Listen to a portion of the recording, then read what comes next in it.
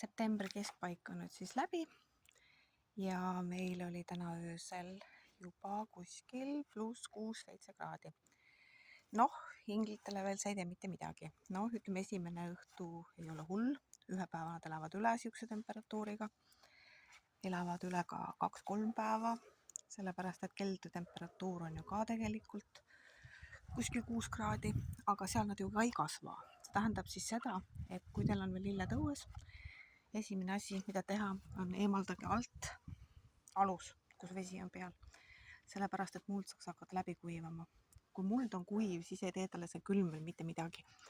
Ja ka need väiksed siuksed miinusele lähenevad temperatuurid, lehed lihtsalt lähevad kollasemaks.